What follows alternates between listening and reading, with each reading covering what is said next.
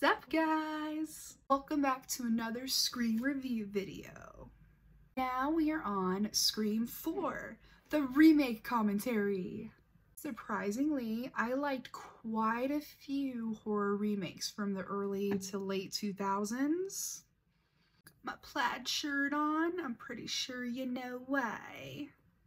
The meta-ness of this film was kind of ahead of its time since it's an influencer commentary, and this was in 2011 when influencers were barely coming up, but it definitely helped with rewatchability. Also, it was the first time we went back to Woodsboro. If you noticed, in Scream 2 we're at college, not in Woodsboro anymore, and then in Scream 3 we're in Hollywood, and Scream 4 we're back in Woodsboro.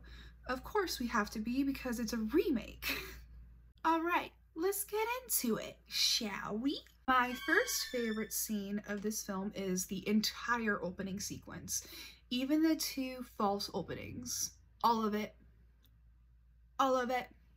Did that surprise you? Some very uneven pigtails, but you know what? I don't care.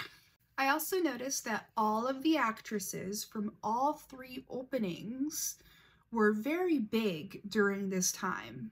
First you have Shanae Grimes. Now I recognize her from Degrassi as Darcy, but she also was on a really big show at the time, 90210. This one was very popular. I didn't watch the show. Then you have Lucy Hale, and we all know where she's from. Pretty Little Liars. This show was everything during this time. All three of the openings take place either in the kitchen or in the living room watching a movie. And this reminded me a little bit of Casey Becker's opening, which I sorely was missing in the other two films. After Ghostface baits one of the girls from going outside, Ghostface pops up and kills both the girls. And then, surprise, it was actually the opening to Stab 6. So that is the first false opening of this movie. Thus, the beginning of the second opening, which shows two girls sitting on the couch and they were watching Stab 6.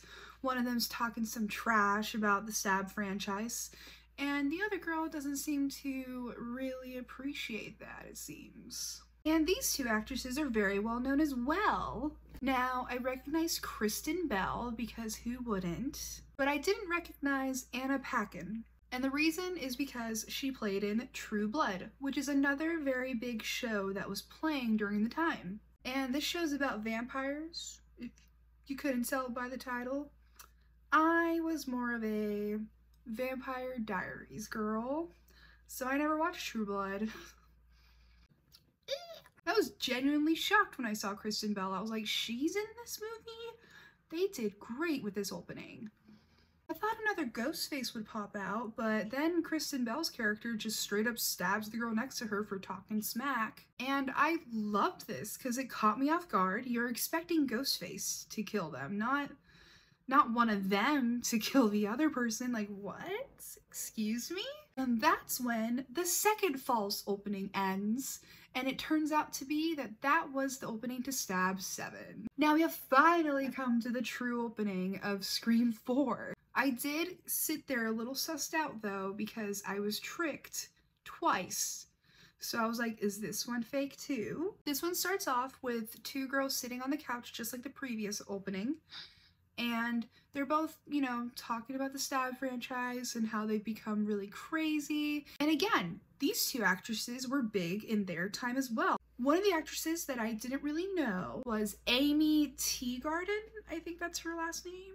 And the reason why I didn't know who she was is because she was also in 90210, the show I didn't watch. But I knew Britt Robertson. And that's because she played in a show that I really liked that unfortunately got canceled.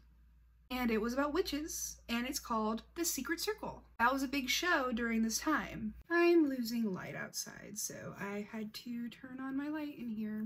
Britt's character gets killed off first, and I was not expecting that. Then they recreate the garage death scene. It was slightly different to how Tatum's scene went, but it's still a good homage to the movie. Actually, if you watched my 1996 Scream review, I said that that was one of my favorite scenes in the movie.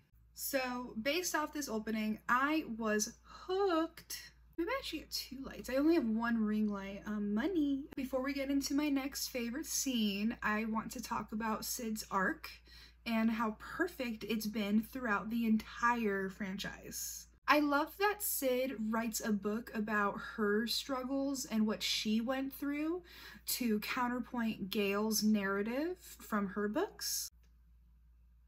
I also want to quickly note that I didn't talk about Dewey as much in my Scream 3 review, and I probably won't talk about him much in this video either, because his arc kind of goes downhill. He's completely oblivious to any leads that Gale has. And then he's blinded by suddenly being desired by a younger woman, aka Judy. He lets it get to his head, and then he turns into Doofy Dewey.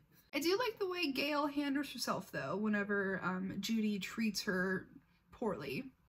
And I think I start to like Gale a little bit more in this movie. She just gives off this nonchalant energy, and that's the type of energy I like to see in characters. Moving on, my second favorite scene. This will have to go to the driving scene with Jill, Kirby, and Olivia. Whoa, whoa! 25, stay alive! Sorry, Sharon! I like this scene solely because it's the introduction to Kirby. And then the call from Ghostface happens in this scene as well, which is so soon after the opening. The killers even left evidence in Sidney's car, I think not long before this scene even comes up. Like, this movie is just like, we are in it, we're starting it, let's go. My third favorite scene would have to go to Sid catching Trevor in Jill's room. Oh, this scene is straight up a remake from the scene with Billy and Sidney in Scream 1996 when Billy climbs in through her window. She even says, "You remind me of someone," to Jill. Like, straight up remake commentary, hello? And it's funny because that's exactly what Jill wants to hear, because it's literally a part of her plan, is to basically become Sidney. My fourth favorite scene would have to go to Olivia's death scene, the entire death scene. Even at the start of it where you show up in Jill's room watching Shaun of the Dead with Kirby.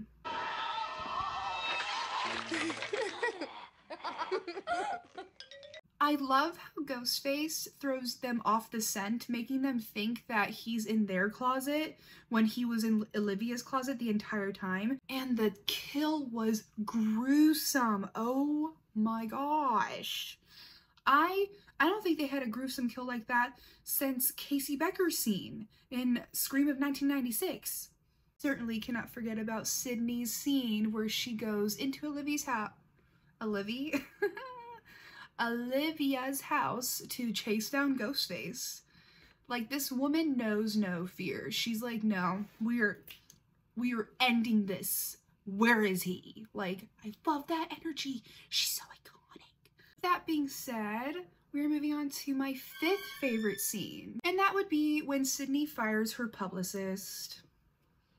Like the girl boss she is. I won't be needing you anymore. Sidney, you're fired. Fired. Fired. Her publicist tries to convince her to use this new rise of kills for another book, and she wants her to continue writing as like the victim so that she can make bank. And then she goes, you're fired. Fired. And then, funny enough, shortly after the publicist gets fired, she gets killed. It's like she was just tumbling down a steep hill.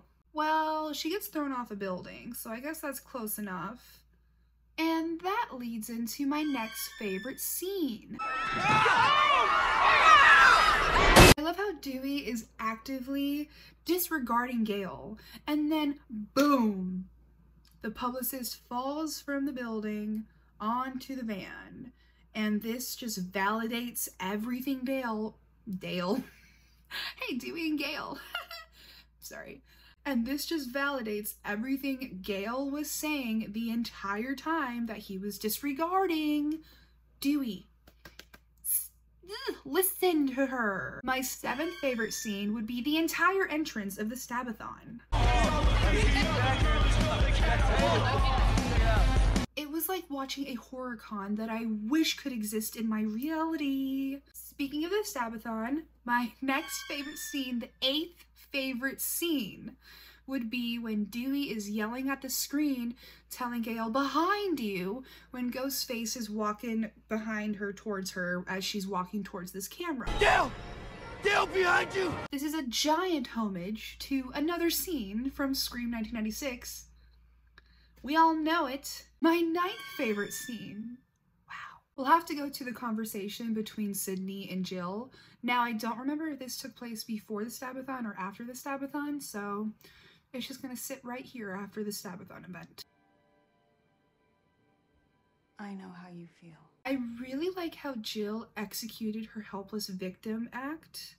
Like, she genuinely seemed like she was so upset that all these killings were happening around her and that she didn't want the life that Sidney had. And in this scene, like, she completely throws you off the scent by being this, I can't believe this is happening to me now, blah, blah, blah energy. It's just crazy. I have a theory. Theory time. Now, in the previous 3 movies, Sidney was attacked, like, all 3 times, right?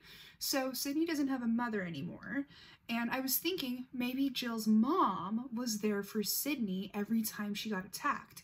Maybe she even went as far as to go visit Sidney every time she went through this. Because, I mean, yeah, being chased by a killer is kind of scary. You kind of need your family there. So maybe Jill was mad about this. She had some mommy issues going on. She's like, why Sidney? Why her and not me? No wonder Jill kills her mom.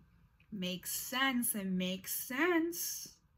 My 10th favorite scene. This goes to just the sequence of the cop getting stabbed in his forehead, because what was that?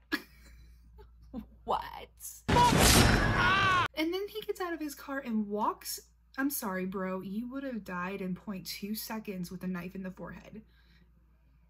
Excuse me? With that being said, my 11th favorite scene, wow, would have to go to Jill's mom's death.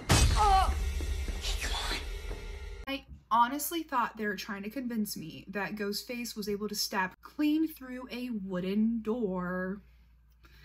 And I was like, excuse me, excuse me. We just had the forehead stab scene.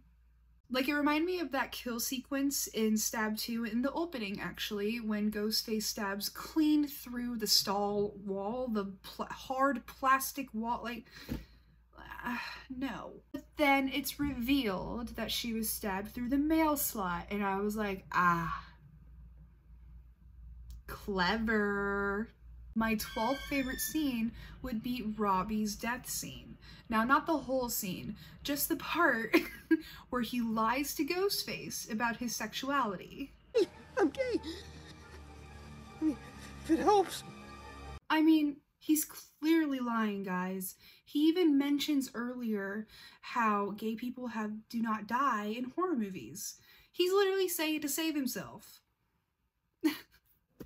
And then Ghostface was like, yeah, okay, and still kills him. My 13th favorite scene, which is my favorite scene out of the entire movie probably, besides the reveal, they're both like neck and neck, would have to be Kirby when she's being quizzed. Watching Stab, you get to live it.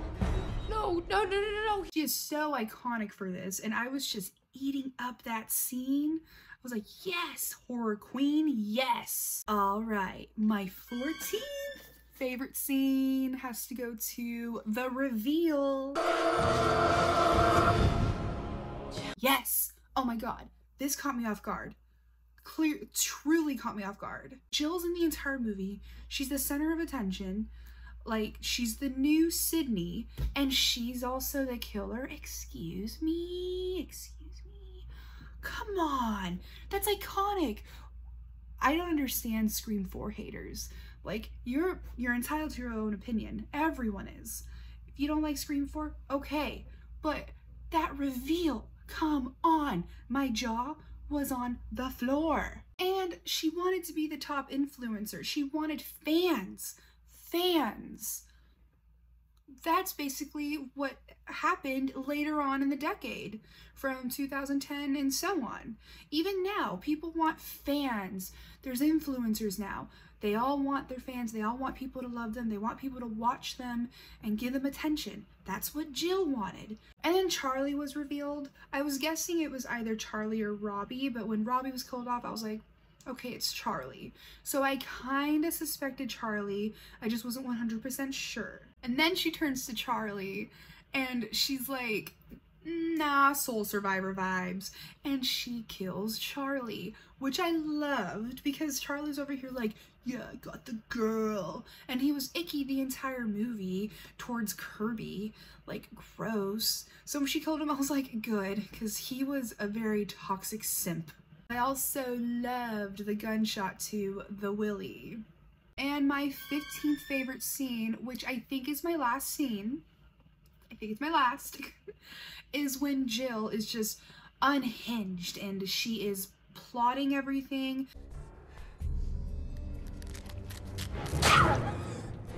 But I also found it a little unfortunate that she was caught so easily, because I don't think Jill would have slipped up like that. With how she did everything in this whole movie, how she had Charlie do most of the work, I love that. It's such queen vibes. I just find it a little unbelievable that she would accidentally give herself up by mentioning Gale's wound being in the same spot as hers. Also, the hospital scene, while it's a great scene, I did like it. I also love Sidney's don't mess with the original. Well, it's not mess, it's the other word, but I can't curse on YouTube. But I kind of wish that the hospital scene didn't happen. Here's what I would have liked to happen. I would have liked if maybe Sid, like, we don't need to kill her off, because I know that would have put fans in uproar. But maybe we could have had Sidney end up in a coma or something, like a mini coma. And then she would wake up and she had amnesia and she forgot who Jill was. She's not awake yet. And she may not remember anything. And then Jill would already be in college at this point. We would be on the next Scream movie. We'd go along with Kevin Williamson's plan to have a ghost face chasing Jill, knowing what she did in Scream 4. I liked that story. And then maybe at the end of Scream 4, Jill still wins, like she defeats that ghost face, but then Sidney gets her memory back at the end of Scream 4. And then that would just leave off as a cliffhanger for Scream 5. Oh wait, Scream 6. So at the end of Scream 5. Okay, sorry, I'm getting my screams mixed up. While I actually don't mind the 2 installments we got after Scream 4. I think that story would have pleased me better.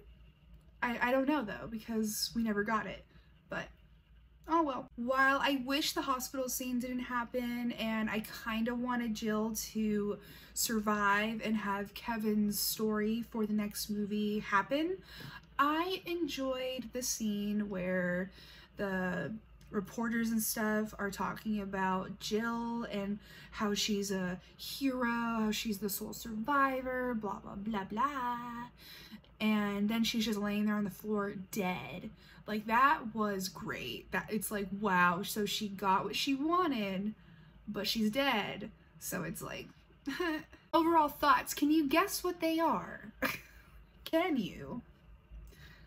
I clearly love Scream 4. I loved it so freaking much. It's crazy. I loved the remake commentary very much. And Sid is literally like the best in this movie. I also loved the addition of Kirby. At the time, we all thought she was dead, and I was pretty sad about losing our new Randy, who was perfect. Like, she was perfect. But Scream 5 fixed that part for me from Scream 4. All right.